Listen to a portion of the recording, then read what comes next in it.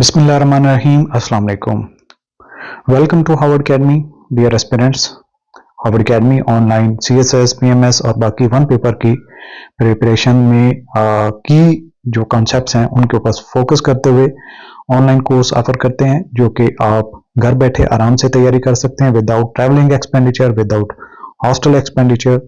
सो आप हमारे मुख्तलिफ कोर्सेज से फ़ायदा उठा सकते हैं। इसके लिए आप विजिट कर सकते हैं हमारी वेबसाइट www.howardacademy.com। और इसी हवाले से आज का हमारा सेशन फाइनेंस के हवाले से है और फाइनेंस का ये लेक्चर सीरीज कंसेप्ट बिल्डिंग के हवाले से है, यानी जिनकी अगर एकेडमिक लेवल पे कोई कंसेप्ट में क्लियरेंस नहीं है तो वो इस कोर्स से भरपूर फ़ायदा उठा सकते हैं। और डेफिनेटली कोई भी वन पेपर एग्ज़ाम होता है तो उसमें टफ कंपटीशन होता है, कंसेप्चुअल वार होती है। सो जब तक आपके कंसेप्ट नहीं होते क्लियर तब तक आपको इस एग्ज़ाम में कोई अपीयर होने का फ़ायदा भी नहीं है।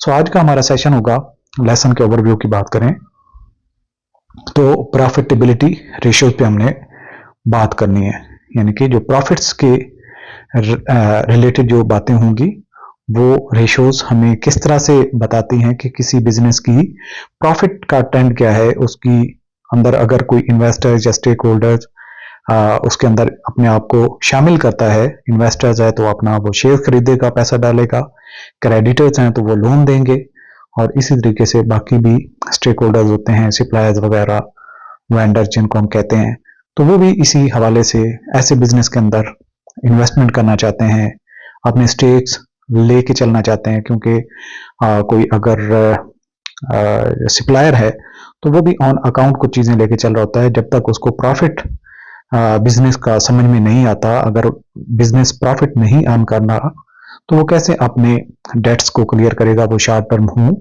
या लॉन्ग टर्म हो। सो इस हवाले से प्रॉफिटेबिलिटी रेशियो हमें मुख्तलिफ एक मैट्रिक्स यानी कि कुछ पैमाने हैं जो हमें प्रॉफिट के बारे में बताते हैं, और हम मुख्तलिफ चीज़ों से कंपेयर करते हुए उनकी उसकी हेल्थ बिजनेस की प्रॉफिट के हवाले से देखते हैं। सो प्रॉफिटेबिलिटी रेशियोज और फाइनेंशियल मैट्रिक्स, ये जो प्रॉफिटेबिलिटी की रेशियोज जिन पे हमने बात करना है वो फाइनेंशियल मैट्रिक्स हैं, यानी कि फाइनेंस के हवाले से वो पैमाने हैं, इनको इस्तेमाल किया जाता है use to evaluate the company's ability to generate profit relative to revenue, कि अगर उसकी सेल्स कितनी है, रेवेन्यू कितना जनरेट हो रहा है, उसमें कितने परसेंट उसका प्रॉफिट हो सकता है, ये उसकी कितनी अहलियत है, काबिलियत है। अगर उसके इतने एसेट्स हैं तो एसेट्स पे कितना वो प्रॉफिट अर्न कर रहा है, या इक्विटी जो है शेयर होल्डर्स को कितना वो प्रॉफिट पे कर रहे हैं, और अदर फाइनेंशियल एलिमेंट्स। ये तो हमने रेवेन्यू की बात की, एसेट्स की बात की, इक्विटी की बात की, तो प्रॉफिट्स के हवाले से हम देखते हैं कि इनके साथ क्या रिलेशनशिप बन रहा है। So these ratios help investors, analysts and management assess the financial health and efficiency of the business। तो ये स्टेक होल्डर्स हैं, इन्वेस्टर्स भी हैं, एनालिस्ट भी हैं, मैनेजमेंट भी है, वो बिजनेस की एक हेल्थ की, फाइनेंशियल हेल्थ की बात कर रहे होते हैं कि कितना ये प्रॉफिट अर्न कर सकती है, इसकी कितनी एफिशिएंट है बिजनेस के processes. A high profitability ratio indicates a company is effectively converting its resources into profit। कि अगर प्रॉफिटेबिलिटी की रेशियो अच्छी होती है तो ये जाहिर करता है कि वो अपने रिसोर्सेज को आसानी से कन्वर्ट कर रही है और प्रॉफिट अर्न कर रही है। वाइल अ लो रेशियो में सिग्नल इन एफिशिएंसीज और फाइनेंशियल डिस्ट्रेस, कि अगर ये रेशियो कम होगी तो इससे जाहिर होता है कि वो रिसोर्सेज को एफिशिएंटली इस्तेमाल नहीं कर रही और उसको फाइनेंस के हवाले से मसाइल दरपेश हैं। सो टाइप्स क्या हैं प्रॉफिटेबिलिटी रेशियो की, उनकी वन बाय वन हम कवर करते हैं। सबसे पहले है जीपी यानी ग्रॉस प्रॉफिट मार्जिन। किससे ये कंपेयर करते हैं? ये रेवेन्यू से हम करते हैं। Measures the percentage of revenue that exceeds, यानी कि रेवेन्यू का कितना परसेंटेज जो एक्सीड करता है कॉस्ट ऑफ गुड्स सोल्ड से, यानी कि रेवेन्यू है एक हमारा, यानी कि टोटल सेल, एक प्रोडक्ट आप सेल करते हैं लेट्स सपोज 1000 की, और उसमें से आप उसकी cost of goods sold minus कर देते हैं, तो ये 200 हमारे पास क्या है, मार्जिन है, जो कि उसका कॉस्ट से ऊपर है। बेसिकली 800 के तो हमें खर्चे पड़ गए और हमने 1000 की चीज सेल की है, तो 200 उस पर मार्जिन है। इसका फार्मूला क्या होगा? Gross profit margin is equal to revenue minus COGS, जैसा कि हमने revenue minus COGS divided by revenue, again 1000 को डिवाइड करेंगे मल्टीप्लाई बाय 100। सो इसकी एग्जांपल एक देखें, if A company generate $5 lakh in revenue, एक कंपनी है वो अपना रेवेन्यू रेज कर रही है $5 lakh and incurs $3 lakh in COGS, यानी कि कॉस्ट ऑफ गुड सोल्ड में उसके $3 लाख जा रहे हैं। टोटल रेवेन्यू कितना है 5 लाख और कॉस्ट कितनी उसकी है 3 lakh. So gross profit margin कैसे कैलकुलेट किया जाएगा? Revenue minus cost of good sold divided by revenue multiply by 100। सो ये 40% है, यानी कि उसका जो गैप है कॉस्ट ऑफ गुड सोल्ड से ऊपर का जो मार्जिन रेवेन्यू में आ रहा है वो है 40% जो प्रॉफिट की मद में जा रहा है, ग्रॉस प्रॉफिट मार्जिन है हमारे पास। This means the company retains 40% of its revenue as gross profit after covering production cost, यानी कि जो प्रोडक्शन की कास्ट है उसको निकाल लेने के बाद जो मार्जिन बच जाता है वो 40% है रेवेन्यू में से, किसका? ग्रॉस प्रॉफिट मार्जिन का। अगली रेशियो है जी ऑपरेटिंग प्रॉफिट मार्जिन। ऑपरेटिंग क्या होता है? बिजनेस को ऑपरेट करने के लिए हमें कुछ खर्चे लगाने पड़ते हैं, खर्चे करने पड़ते हैं। तो ये ऑपरेटिंग प्रॉफिट मार्जिन क्या होता है? यानी कि ऑपरेटिंग कॉस्ट आप निकाल लेते हैं तो उसके बाद जो मार्जिन बचता है नेट प्रॉफिट तक पहुंचने के लिए। So indicates the percentage of revenue, यानी कि रेवेन्यू का कितना परसेंट है remaining after deducting operating expenses. यानी कि हमारे पास रेवेन्यू था, उसमें हमने COGS निकाला, कॉस्ट ऑफ गुड सोल्ड, इसके अलावा ऑपरेटिंग एक्सपेंसेस भी हमने निकाले, ऑपरेटिंग एक्सपेंसेस। तो इसका फार्मूला क्या है? Operating profit margin is equal to operating income, यानी कि ऑपरेटिंग एक्सपेंसेस निकालने के बाद जो इनकम बचती है उसको ऑपरेटिंग इनकम कहते हैं, डिवाइडेड बाय टोटल रेवेन्यू, जो कि हमारे पास जितना भी आता है मल्टीप्लाई 100 से कर लेते हैं। इसकी एग्जांपल देख लेते हैं। अ company with $2 lakh in operating income, income कितनी है 2 लाख एंड $5 लाख क्या है रेवेन्यू हैज। इसकी सॉल्यूशन भी देख लें, 2 लाख क्या है ऑपरेटिंग इनकम में, डिवाइडेड बाय रेवेन्यू 5 लाख था, मल्टीप्लाई बाय 100, ये 40% है। यानी हम ये कह सकते हैं कि ऑपरेटिंग प्रॉफिट का मार्जिन 40% है। High operating profit margin suggest efficient cost management, यानी कि अगर आपका हाई ऑपरेटिंग प्रॉफिट मार्जिन है तो इसका मतलब है कि आपकी कॉस्ट मैनेजमेंट एफिशिएंटली काम कर रही है। इसके बाद नेट प्रॉफिट के मार्जिन हम देखते हैं। Measures the percentage of revenue left after all expenses, यानी जितने भी खर्चे हैं वो सारे निकाल लेने के बाद कितना बचता है और वो रेवेन्यू का कितने परसेंटेज बन रहा है, इसको हम कहते हैं नेट प्रॉफिट मार्जिन। और इसमें जितने भी इंक्लूडिंग टैक्सेस और इंटरेस्ट, ये सारे अखराजात उसमें से निकाल दिए जाते हैं। So net profit margin is equal to net income divided by revenue multiply by 100, यानी यहाँ पे इसमें से मजीद हमें कोई भी माइनस चीज नहीं करनी पड़ती। ये सारे अखराजात माइनस कर लेने के बाद जो हमारे पास अमाउंट बचती है उसको हम नेट इनकम कहते हैं, और रेवेन्यू वो होती है जो हम सेल्स करते हैं मल्टीप्लाई बाय 100। सो इसकी एग्जांपल एक देख लेते हैं। If a company earns $80,000 in net income, उसके पास $80,000 नेट इनकम में from $5 lakh in revenue, revenue कितना है $5 लाख। सो हम नेट प्रॉफिट मार्जिन कैसे कैलकुलेट कर सकते हैं? Net profit divided by revenue multiply by 100। So 16% ये अर्न कर रहा है as a net profit margin. So high net profit margin indicates strong overall profitability. So जितना भी नेट प्रॉफिट मार्जिन बेहतर होगा उतना ही वो प्रॉफिटेबिलिटी की तरफ होता है। सो इसी के साथ साथ हम चलते हैं रिटर्न ऑन एसेट। एक बिजनेस के जितने भी एसेट्स हैं उनके ऊपर कितनी इनकम अर्न कर रही है एक बिजनेस, एक एंटिटी, उसको असेस करना भी जरूरी होता है, क्योंकि एसेट्स जितने भी ज्यादा होते जाएंगे उसका उतना ही प्रॉफिट भी बढ़ता जाएगा। So assesses how effectively a company uses its assets to generate profit. लेकिन यहाँ पे जरूरी है कि उन एसेट्स को सही तरीके से इफेक्टिवली यूज किया जाए और प्रॉफिट अर्न किया जाए, बजाय इसके कि आप एसेट्स को कहीं पे आइडल रख लेते हैं और उनको इस्तेमाल नहीं करते, तो उससे आपका ROA कम होता जाएगा। सो इसका फार्मूला है return on assets is equal to net income divided by total asset multiply by 100। So इसकी एक एग्जांपल है, a company with $80,000 in net income, net income कितनी $80,000 and 4 lakh in total assets, assets कितने $4 लाख के।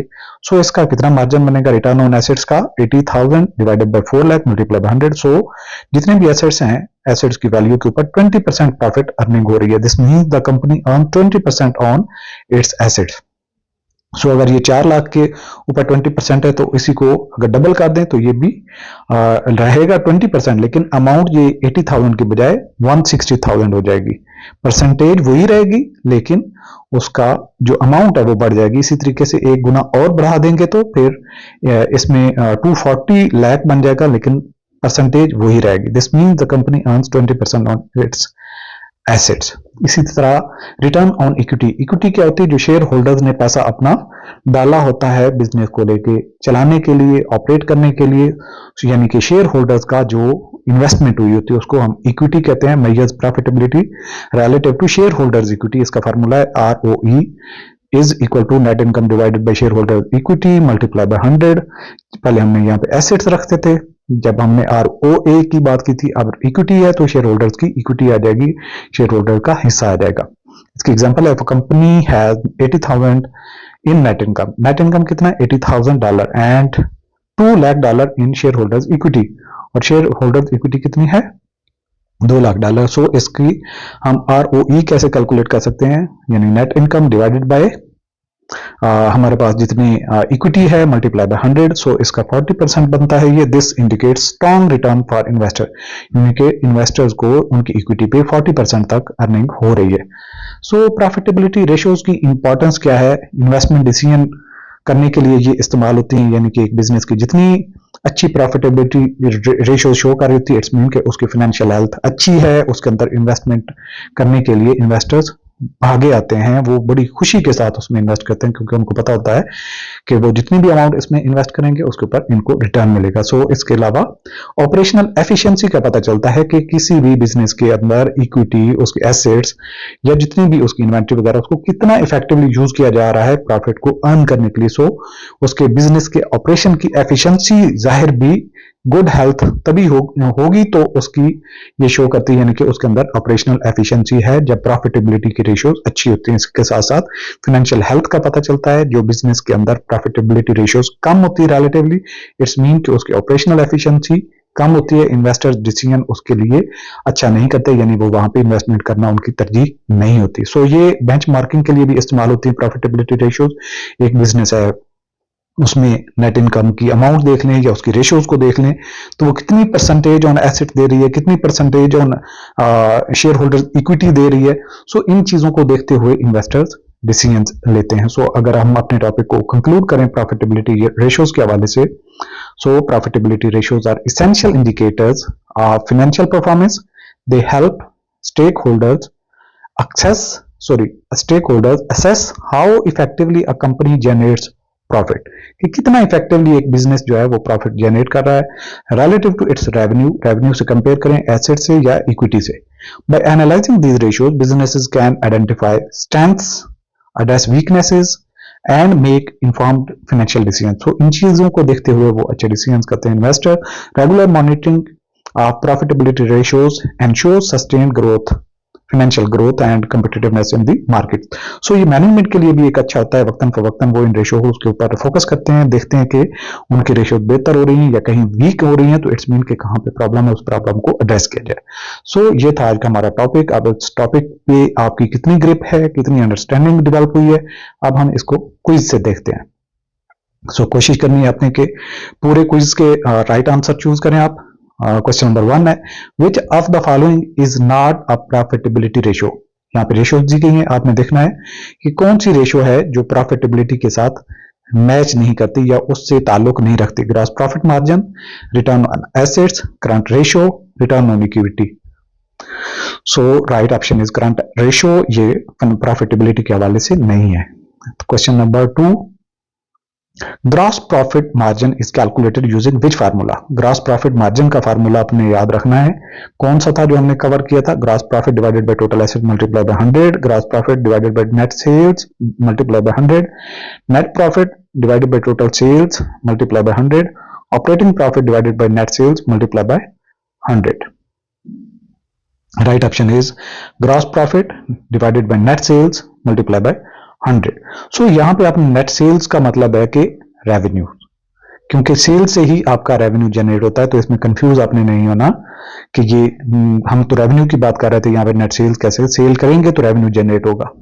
सो क्वेश्चन नंबर 3 है, which profitability ratio measures how efficiently a company is using its assets to generate profit. तो assets की बात हो रही है, तो कौन सी रेशियो बताएगी कि एसेट्स के ऊपर कितना प्रॉफिट आ रहा है? Return on assets, return on equity, net profit margin, operating profit margin. Right option is return on assets, ROA। Question number 4, if a company's net profit margin is increasing, एक कंपनी है उसका नेट प्रॉफिट मार्जिन इंक्रीज हो रहा है, it means the company is becoming less profitable. Option B है the company is controlling cost better और increasing revenue. Option C है the companies liabilities are increasing. Option D है the company is increasing its total assets. Right option is the company is controlling cost better or increasing revenue. Question number 5. Return on equity, equity की बात हो रही है, वो share holders की investment को कहते हैं. इज यूज्ड टू मेजर, किसके लिए इस्तेमाल होती है? How much profit a company earns from total assets. Option B है how efficiently a company converts sales into net income. The return shareholders earn on their investment. Option D है the proportion of debt to equity in a company. Right option is C, the return shareholders earn on their investment. Question number 6. Which profitability ratio considers both net profit and total sales? कि कौन सी profitability की ratio है जो consider करती है net profit को भी और टोटल सेल्स को भी? Operating profit margin, net profit margin, return on assets, return on equity. Right option is B, net profit margin. Question number 7. If a company's operating profit margin is decreasing, operating profit margin जो है वो decrease हो रहा है, what could be possible reason? Reason क्या हो सकता है? Increased sales revenue. B option है lower cost of goods sold. Option C है higher operating expenses. Option D है increasing in non-operating income. Right option is C, higher operating expenses. Next, question number 8. What does a high gross profit margin indicate about a company? High gross profit क्या जाहिर करता है? Option A, it has strong pricing power or low production cost. Option B, it has high debt levels. Option C, it is struggling to control its expenses. Option D, it is not generating enough revenue. Sorry, आपने इसमें से right option choose करना है. Right option is A, it has strong pricing power और low production cost. Question number 9. If a company has negative net profit margin, what does it mean? Negative profit margin की बात आ गई है. The company is making a profit. Option B है the company is operating at loss. Option C है the company has high gross profit. Option D है the company has no operating expenses. Right option is the company is operating at loss. Question number 10. A company with high return on assets ROA is option A using its assets efficiently to generate profits. Option B investing too much in fixed assets. Option C increasing its liabilities. Option D experiencing high depreciation expenses. Right option is A using its assets efficiently to generate profits. आज का session यहाँ पे conclude होता है. Harvard academy के platform से आप हमारा कोर्स ज्वाइन करके मुकम्मल तैयारी कर सकते हैं और इसके लिए आप बेस्ट अपॉर्चुनिटीज को बरूकार लाते हुए अपनी सिलेक्शन को कंफर्म कर सकते हैं. अल्लाह.